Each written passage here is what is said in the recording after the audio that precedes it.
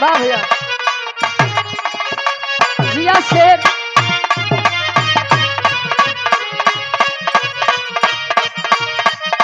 क्या बात है। ओह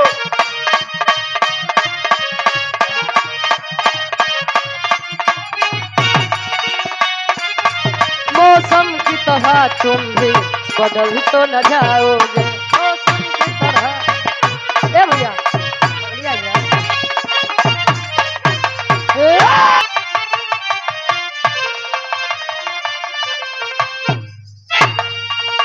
अब सवरी यार राम रे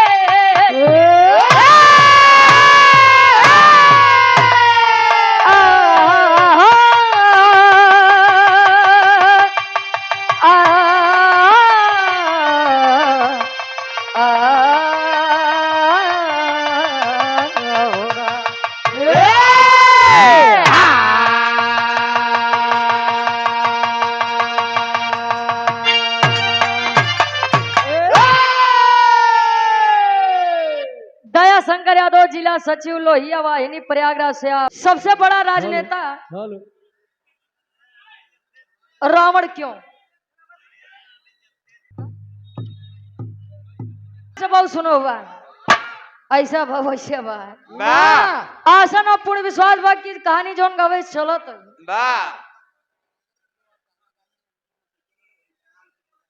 का भूमिका के अंदर भाव है। अब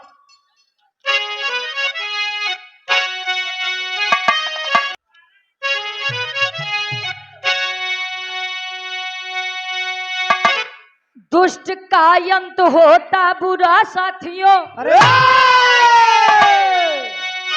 हर कदम जिसने दुनिया में कांटा बिछाया वक्त के बाजुओं से हिमालय हिला घमंडी दसानन मद में भुलाया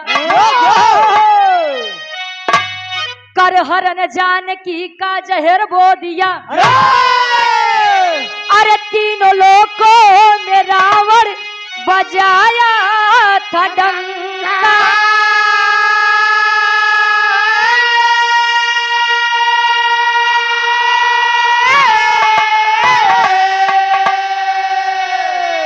मुनि पुत्र होकर धर्म भूल बैठा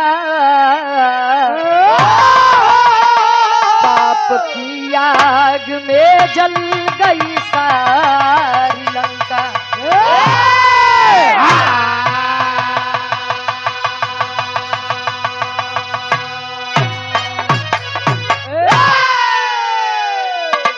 दुष्ट का अंत होता बुरा साथियों हर कदम जिसने दुनिया में काटा बिछाया कहा जाते हैं बुरी नजर वाले तेरा मुंह काला हमका काहे देखा होता हो। ए भैया बुरा कर्म का सदैव बुरा नतीजा होता है नहीं दूरो काम तक देख लिया आखिरी में पता कुल लाग ही जाएगा। अच्छा यार 14 वर्ष का वनवास करने के लिए राम जी अपने सीता जी के साथ लक्ष्मण जी के साथ वन में गए सीता जी का अपहरण हुआ लंकेश अपनी लंका नगरी में ले जा करके रखा है। तब कवि जी लिखा तो एक लाइन गजल के भाव कैसे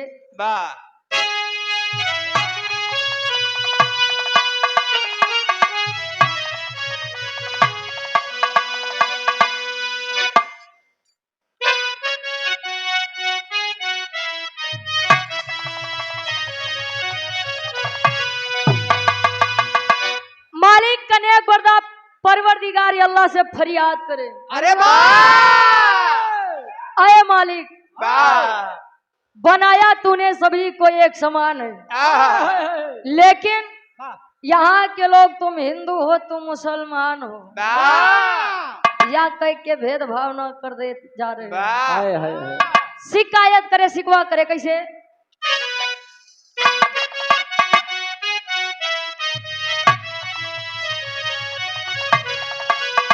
अरे भर दे झोली मेरी या मोहम्मद अरे भरी दे झोली मेरी या मोहम्मद, तेरे दर पे है आया सवाल। भर दे झोली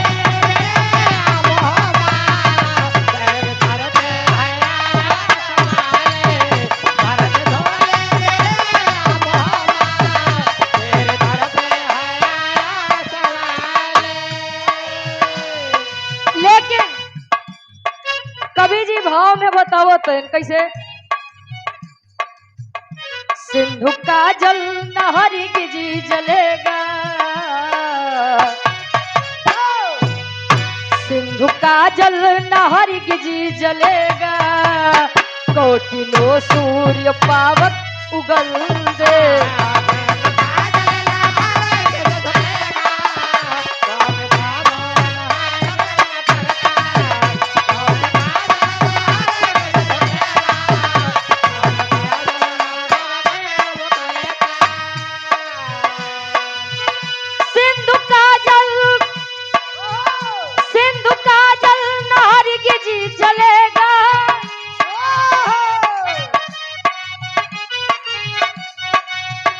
कोटिनो सूर्य पावक उगल दे, धर्म की हार हर की न होगी, धर्म की हार हर की न होगी, कोई कितना भी उस पर वो बल दे।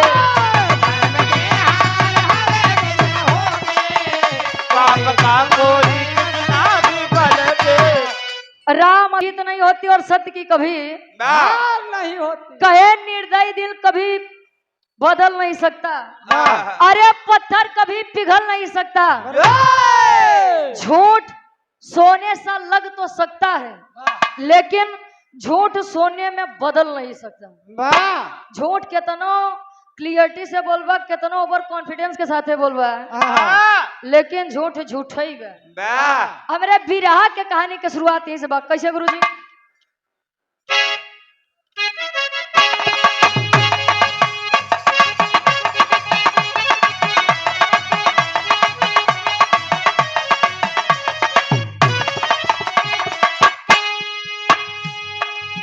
किया था भूल रावण सीता को चुरा करके, किया था भूल रावण सीता को चुरा करके, समझाए राम फिर भी दूत को पठा करके।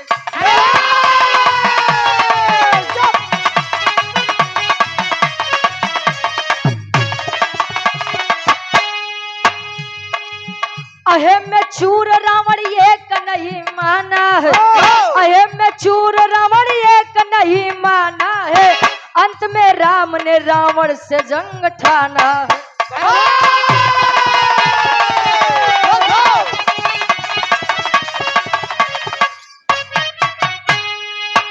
मरा जब मेघनाथ लक्ष्मण के हाथों से, क्रोध में होठ रावण काट लिया दांतों से।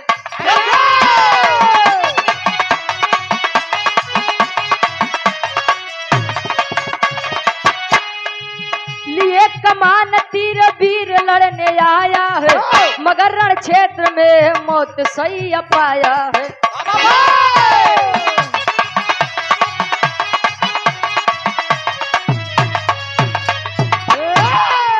शास्त्री बाकी अभी राम के मन में आया, शास्त्री बाकी अभी राम के मन में आया, शास्त्री बाकी अभी राम के मन में आया, शास्त्री बाकी अभी राम के मन में आया, मगर तभी भगवान ने लक्ष्मण को पास बुलवाया।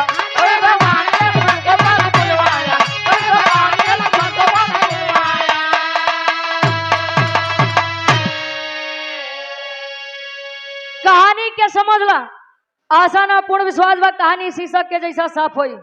जब रावण माई सीता के लंका नगरी में लई के गए, प्रभु श्री रामचंद्र जी कईयो दूत भेजे। ऐसा है रावण मानी जाए, झूठा युद्ध न करो। अंगद जी जब गए, अंगद जी ने कहा हमें अपन एक कदम यहाँ रखो तो ही, अजय हमारी कदम डिगाई दे, तोरे पूरे लंका के बात करते ही। अगर मेरा या पैर आपके लंका नगरी का कोई भी वीर उठा दिया, मैं मैं वचन देता हूँ प्रभु श्री रामचंद्र जी सीता जी को लेने नहीं आएंगे। अब लंका के एक एक वीर मार जाए कि अंगद के घोड़वा पकड़े यार खींचे कुछ भवे नहीं भाई। लंका नगरी के वीर धीरे धीरे जब हार माने लगे रावण स्वयं अंगद का पैर पकड़ने चला तब ले अंगद अपन घोड़ो पीछे कैले। अरे राजन अगर पैर ही पकड़ना है अरे तो हमार नहीं हमरे प्रभु श्री रामचंद्र जी के पकड़ ला युद्ध न होई और खुशी खुशी माई सीता के लौटाई दे तोहार नगरी बच जाई हमरो लोग का समय खराब न होई। लेकिन रावण एक नहीं माना अपने घमंड के आगे।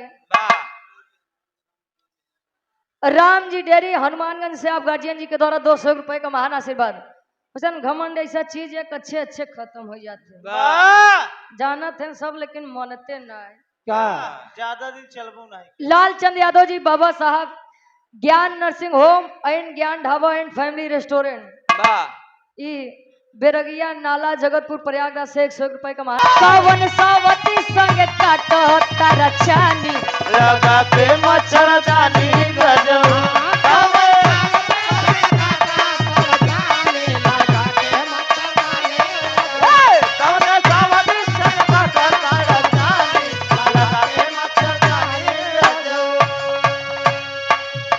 और या मुंशी यादव बीडीसी साहब ही सूरज भैया क्या परमित गांव बढ़ैया जी से कहा था क्या कहे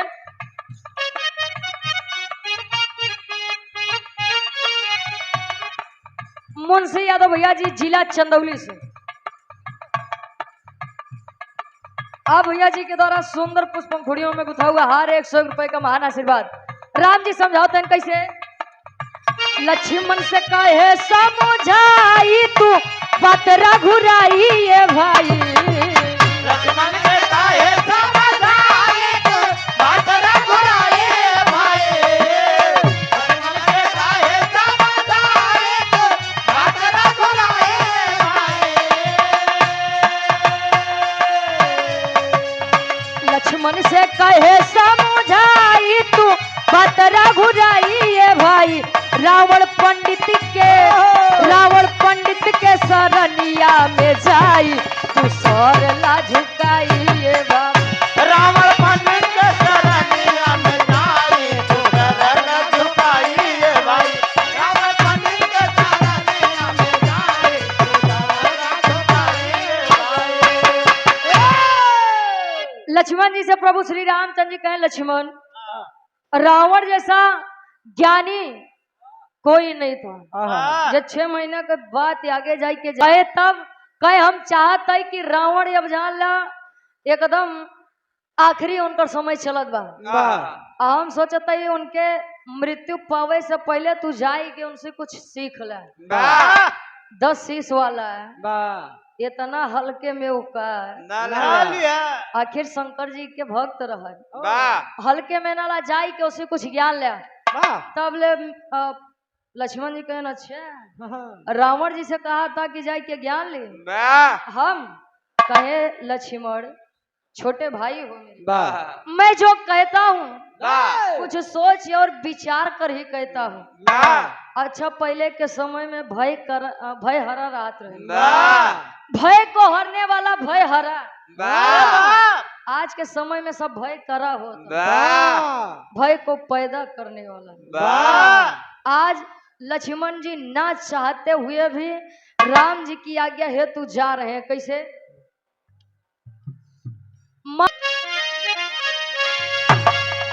कल से बढ़िया कवि जी फर्ज में लिखे अरे कैसे लक्ष्मण जी कहा थे प्रभु श्री रामचंद्र जी से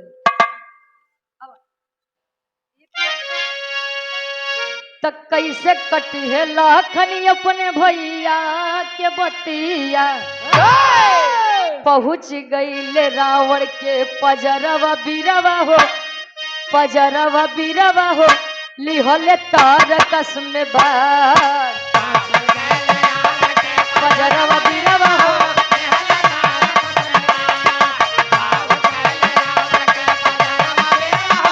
लिहले तार कसम बार श्री रामचंद्र जी के बात मान के गए, तीर कमान ले, अच्छा जाई के मन आई बा, बतावा अपने दुश्मन लगे जाई, हम उसी ज्ञान ले वो दे, मैं नहीं जाऊंगा, लेकिन आज राम जी की आज्ञा है तो गए, तो जहाँ रावण जी लेटा है, मृत्यु को सैया को जब पाया है रावण, रावण जब लेटा हुआ था जाई के सिरहाने खड़ा हो गए, कैसे?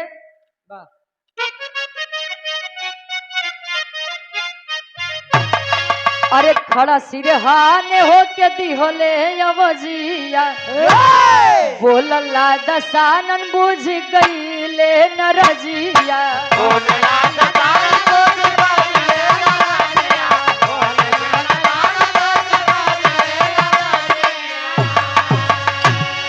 राम पास अइले, राम पास अइले, करत बिचरवा बिरवा हो, बिचरवा बिरवा हो, लिहले तार कसम बा,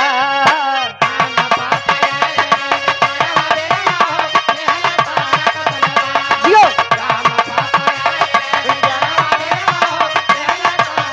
वाह भैया, गया सिरहाने आवाज दिया है रावण, अरे रावण, अब रावण लेटा हुआ उठबो न भा, आयन कहाँ देखत रहा, कहा जा रावण से ज्ञान लेके आवा, कहे तब कहे न रे ज्ञान काली, रावण तो मर चुका बा, कहे अच्छा हम समझ गए तुहार बात। राम जी समझा रहे हैं कि लक्ष्मण मेरे भाई, यदि किसी से कुछ मांगा जाता है तो विनती करके मांगा जाता है, अब हमका कुछ मांगे बा तो कहा भैया तनी सदाई दे भैया, अब ऐसा तो काम ना है भैया, आज्ञा विनती आराधना करना पड़ता है। राम जी पुनः भेजते हैं लक्ष्मण, अभी रावण मृत्यु को नहीं पाया है, विनती करिए, पास जाके बैठिए और उनसे ज्ञान की बातें सीखिए। जब इतनी बतिया जब सुने तब रावण के लगे गए बैठे, रावण जी मैं आना तो नहीं चाहता, ध्यान देंगे, मैं आना तो नहीं चाहता था, लेकिन मेरे भाई ने मुझको जबरदस्ती यहाँ भेजा है। अब बताए दे जोन ज्ञान भरी बात तो कैसा जन ही चाहता, सुनो बताओ तो ही, तेरी के भाव में कभी जी लिखा तो है।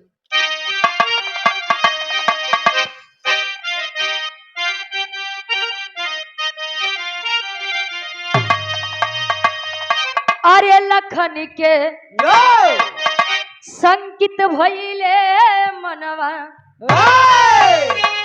अरे लखन के संकित भइले,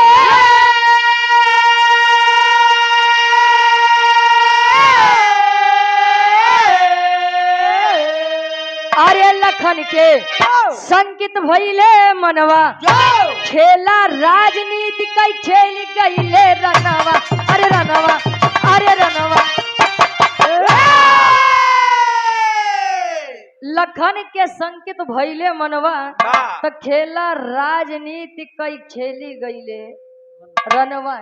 कहे जानना चाहते हो, ज्ञान भरी बातें मुझसे जानना चाहते हो, सुनो मैं बताता हूँ, तुम्हारा भाई गद्दार है। अरे मेरे भाई को गद्दार कहोगे? कहे अरे बस झूठे राम राम ऐसे चिल्लात रहा, तुम्हारे भाई से ज्यादा छली तो मैंने पूरे युद्ध में किसी को नहीं देखा। कहे बदे मेरे भाई को अपनी तरफ करके, मेरा भेद जान करके मुझे मृत्यु की सैया पर ला दिया। अच्छा ठीक है, मैं मानता हूँ कि मैं तो बाहर का था, अरे मैं तो बाहर का था, लेकिन तुम तो उसके अपने थे। कहे मतलब कहन रे जेकर तू रखवाली करत रहे वो नकली सीता रहे, दिमाग खराब हो गया है, पागल हो गया हो, नकली सीता। कहे बे तू नहीं जानते, तार भैया बड़ा स्वार्थी इंसान है, नकली सीता को मैं हर करके लाया और नकली सीता के चक्कर में हमारे पूरे लंका के विनाश हो गया। नकली सीता के पहरेदार तुम बने,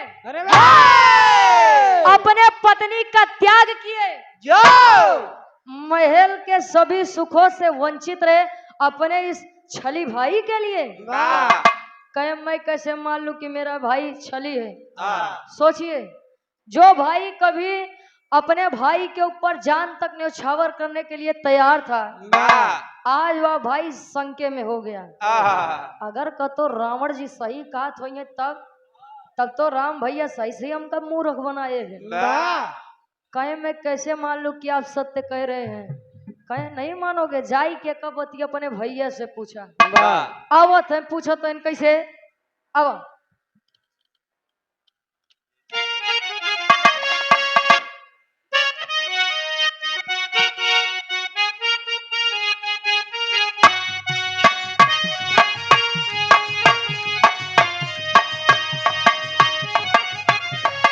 लक्ष्मण मन में विचार कर रहे हैं, सोच रहे हैं।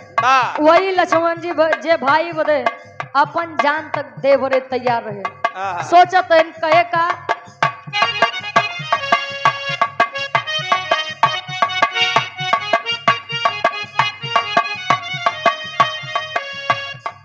जे करे करनवा मरली के तहनन के जनवा धोखा उहे दिहले बीरनवा हो, धोखा उहे दिहले बीरनवा हो। जे करे करनवा मरली के तहनन के जनवा धोखा उहे दिहले बीरनवा हो, धोखा उहे दिहले बीरनवा हो। किए हो भैया के कारा पर करी विश्वास जगतिया अब त सुनी लाज हो।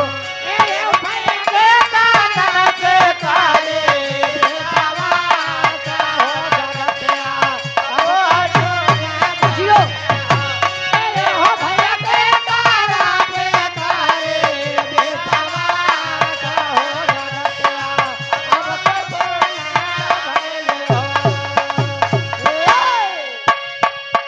जिनके कारण मैंने अपने पत्नी को छोड़ दिया, अपना राजपाट छोड़ दिया, उन्हीं ने मेरे साथ इतना बड़ा विश्वासघात किया। क्यों?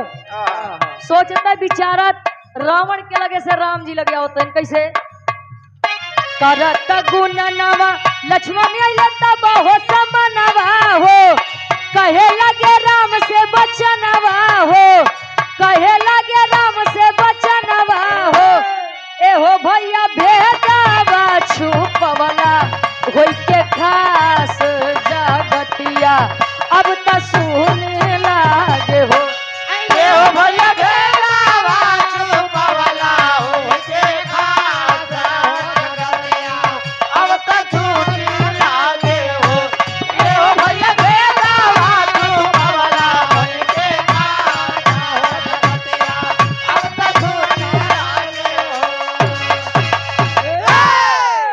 सोचत विचारत लक्ष्मण जी आज राम जी लगे जब आए, और राम जी लगे जब आए तो मुंह लटकाए हैं। राम जी कहन क्या हुआ, सब ठीक तो है ना? क्या हुआ, कोई ज्ञान नहीं मिला क्या? कहे ज्ञान जौन मिला तो मिला वो ठीक हुआ। एक ज्ञान ऐसा मिल गया, अगर आप रावण जी लगे भेजता ना तो शायद आज हम ये भेद जानू न पाई। कैसा भेद? कहें सत्य बताइए, जिन सीता माँ की हम रक्षा के लिए तैनात थे वो सीता जी असली है कि नकली? अब राम जी सोचे न रे यार ये बतिया इनके कहाँ से पता चली। अब जब इतनी बतिया सुने कहें सत्य बताना प्रभु, सीता जी असली थी या नकली? कहें नकली। बिरहा गायक आप ओम प्रकाश यादव जी के आप भाई बच्चा यादव, आप भैया जी के द्वारा 51 रुपए का महान आशीर्वाद सिकंदरा की पावन धरती से। कहे मतलब कि रावण सत्य बोल रहा था, नकली सीता को ले जाकर के उसने अपनी लंका का नाश करवाया। और यहाँ हम नकली सीता के चक्कर में अपने मेहरारू अपने राजपाट से दूर रहे। क्यों किया आपने, क्यों किया आपने ऐसा? अरे आपको मैं तो पूछता था अपना आराध्य मानता था वाह और आप ही ने मेरे साथ इतना बड़ा छल किया। वाह कहे लक्ष्मण तुम हमको गलत समझ रहे हो भाई, कहे गलत सही समझे वो देव कुछ बचे नहीं बा। वाह मैं जान रहा हूँ। क्या समझू मैं आपको, अरे वाह शुरू से ही मेरे साथ ही आपने छल किया। वाह रावण न बताते तो शायद ही आप या भेद मुझसे न बताते। कहे लक्ष्मण ढेर गरमान है, पहले हमारी बात सुना। वाह कौन सी बात? कहे कि याद करा तू शेषनाग अवतारी है, वाह जब तू शेषनाग रहा तोरे बिटिया के ये मेघनाथ वाह स्वयंवर में जबरदस्ती अपने साथे लेके गए। वाह उस समय भरी सभा में आपको पराजित करके जब वह गया था, भरी सभा में आप अपमानित होने के बाद आपने कहा था कि मैं इसे छोड़ूंगा नहीं, और मेघनाथ को यह वरदान था कि उसको वही पुरुष मार सकेगा जो नीत का परित्याग किया हो, अपने मेहरारू के त्याग किए हो। भैया सामाजिक सुख सुविधा से जो दूर रहा हो, मेघनाथ को वही मार सकता है जे निद्रा आसन से कोसों दूर रहा हो। कहे जाने चाहता हम तोरे साथ ऐसा काहे की है, तो सुना हमार बात। पापड़ के भाव में कवि लिखा था,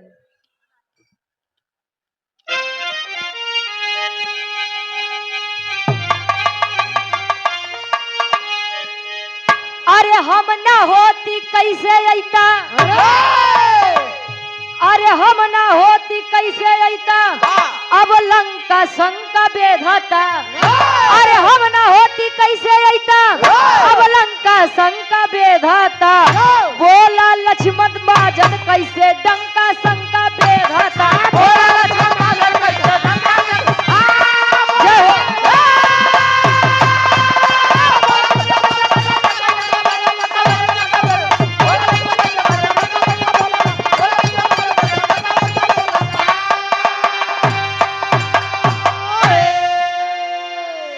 अरे नारी नींद भोजन न छोड़ता, बतिया असली जान हो। तमार न पौता रण के अंदर, अब मेघनाथ के जान हो। अरे लखन वीर के टूटल बा, अब पंखा शंका बेधता। लखन वीर के बेधता, अब पंखा शंका बेधता। गिरे राम के पौआ में रणबंका शंका बेधता।